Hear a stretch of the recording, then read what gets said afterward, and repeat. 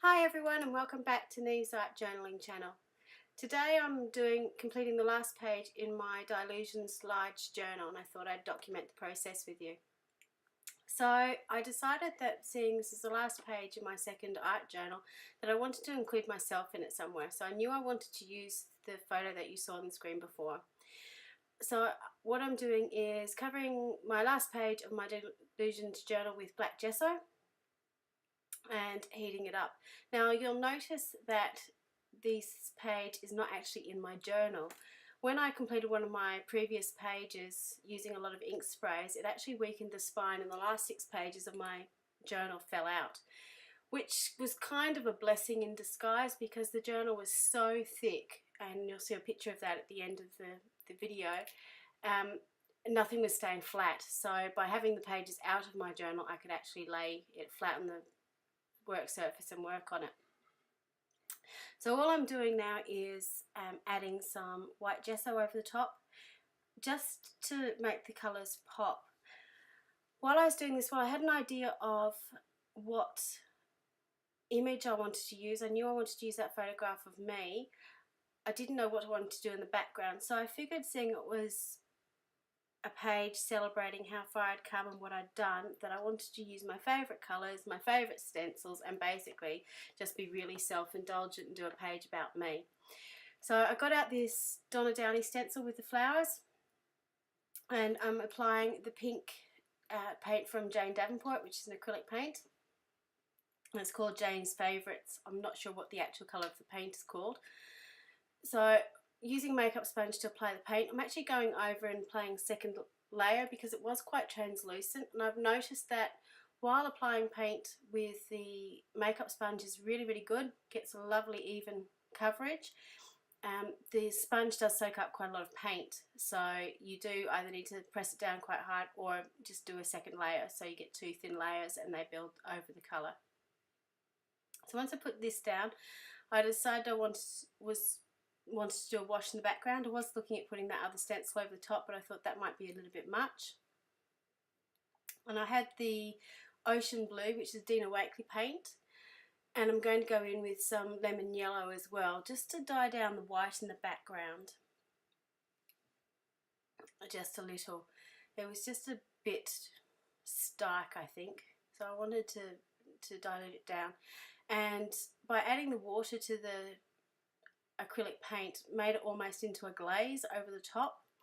So just going in with the Medieval stencil, this is another Dina Wakley stencil, to ghost off the top image so that white then comes back through again. So you can sort of see this lighter, more grungy almost effect coming through. Then I'm trimming up the picture. The picture I'm using is actually, you'll notice the apron I'm wearing, and this is one of my videos from earlier this week or this month, creating an upcycled apron out of an old pair of jeans. So I really enjoyed doing that process. It was lots of fun. I've got a goofy looking look on my face because my husband came in to take the photo of me, and I was just had resting face, I think, and he told me to smile, so I put on a stupid smile, thinking that I was just going to use the image of the apron, but I decided I'd be brave and actually put the full image in my art journal. So I'm going in now with one of my favourite stencils, which is this dot stencil. Don't know why I love it so much, because it's just one of those stencils, really simple, but it just adds to what page I do it on. Same with this cross stencil, which is from Creative Expressions, an English company. Really simple, but it's great for mark making, and has given me a lot more confidence to put more marks on my page because it is such a random thing. Now I thought there was a little bit too much black coming back on the page, so I got my Posca paint pen out and started to put some different colours out. So using that sort of, well, almost the 3 primary colours, slightly off with sort of the lemon, the magenta and the turquoise.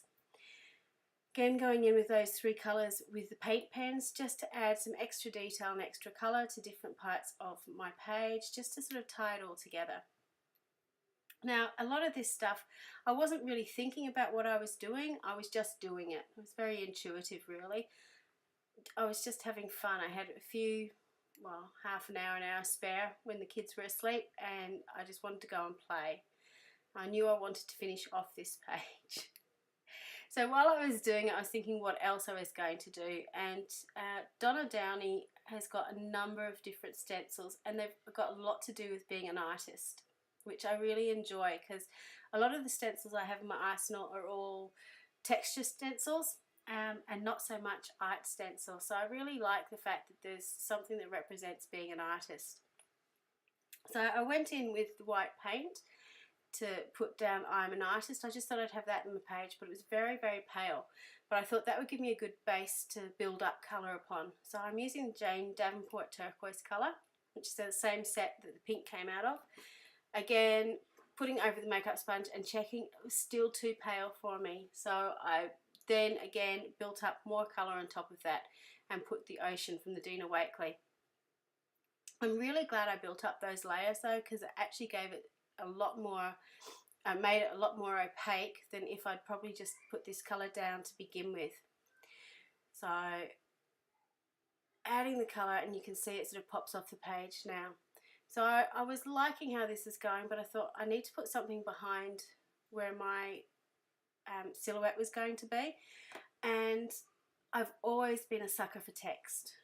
In all my, a lot of my artwork, text tends to be the first thing I do to break up a page, and if I'm really unsure of what I'm doing, I tend to get a text stamp out, stamp all over the page, or get some old dictionary paper or encyclopedia paper and glue that down on the page just to break up that whiteness.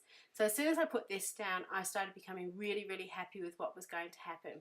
But there was a few gaps along the edge that I wanted to fill up. So I decided to go down horizontally with the title as well and just fill in those gaps. While I was doing this, I really liked how the black was standing out against the background, so I decided I need to go back to the original title that I'd done in the blue and add some black to it. But I offset the stencil so I would have the blue as a shadow or a drop shadow to the title, just to pop it out from the page a little bit more. And I'm really glad I did that, because it just gave it that little bit of difference on the page that it stood out. So this is a Fluttered by Designs stencil, which is amazing. I was going to use it to fill in that little spot down the bottom, but I decided not to because there was enough text on the page. And I'm glad I didn't, because I actually went go back in and use it as a little stat box for what I was writing or journaling on the page. So I just go in and stick down my picture.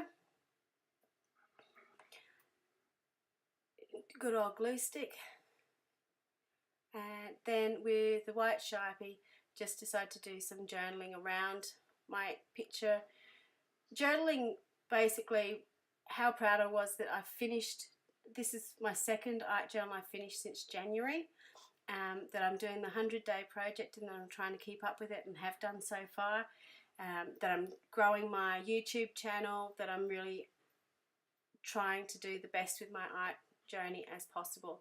And it was nice to actually document that in the back of my art journal and have that put for posterity, because after I go back to work, I'm not going to have this amount of time to be able to do stuff. So I'm taking advantage. I don't know what happened there. I think I hit the wrong button. So yes, I'm just journaling what I've done so far and how much fun it's been. And I really like that I've got this in the last page of my journal, just documenting what I've done so far and how far I've come in a short amount of time. I also put the date for when I ended the journal. So this is my Xyron machine. If you haven't seen one before, it's the most amazing piece of equipment to put sticky all over the back of a large piece, but it didn't fit through my journal. So what I'm doing is just putting some very thick double-sided tape and taping in my pages. I've taped them all up with sticky tape just to make sure they all stay together. So this is my final journal, my Dilutions journal. This is how chunky it got. And this is my page that I created with lots of layers and colours and all my favourite things. Thanks so much for watching. I hope this inspired you to put you into your journals. And if you enjoyed what you see, please subscribe to my channel and hit the thumbs up. Thanks for watching. Bye.